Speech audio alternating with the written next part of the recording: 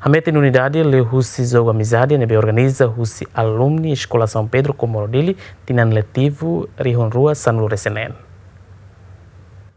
Clube Futebol Salão Sanulu Resinhat, composto husi Clube Feto Hitu no Clube Mane Hitu, participa em jogo amizade 16 Everywhere, nebe organiza husi alumni Escola São Pedro tinan letivo Rihon Rua Sanulu Resinen.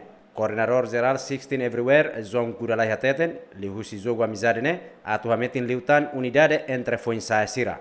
A meu objetivo se atividade nem maka amizade para tu atingir objetivo de boa lima unidade. Unidade lau sita kuliah, lau ciência ne beta kuliah det, abi unidade mau amizade ser que consane.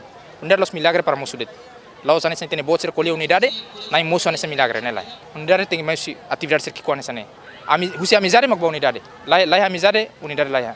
Equipa futsal Sanulu Resinhat, composto husi equipa Feto Hitu no equipa Mane Hitu, rola parte ia jogo amizade 16 Everywhere. Atividade ne anesang jogo amizade det, atu halibur Foinsa Sira nebe halibur malu podi cria equipa futsal, lau nebe durante ne lau joga halo jogo amizade entre Sira o Sira, nune ami mai inisiativa tu halo jogo amizade, atu halibur Sira hototo hamutu ke ia evento que quando né para Sira tota soro malu fali ia evento né alumni São Pedro nebe hanarangan 16 Everywhere ami São Pedro 2016 nya ia equipa Hitu Feto no Mane joga ne hotipu liga nune ia jogo hamutu 42 jogos ba Feto no Mane 42 jogos ne halo jogo tolorong neng dura lorong neng fim de semana ba semana rua niang ohin sexta to domingo semana ohin sexta to domingo.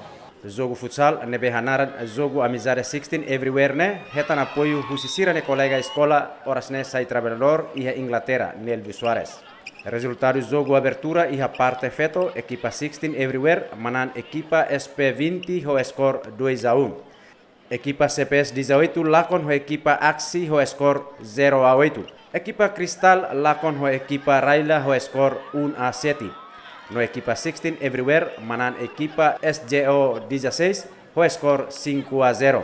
E a parte manenian equipa 16 Everywhere empata ho equipa SP20 ho score 3-3. Equipa CPS 18 lakon ho equipa Aksi ho score 2-4.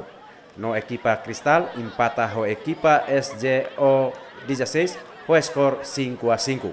Trolta Zahavana Matias Eli Ziemen. Kita halua, subscribe, no haneang botang notificação, atau nunei tabosira labela com informação fomos siame. Obrigada.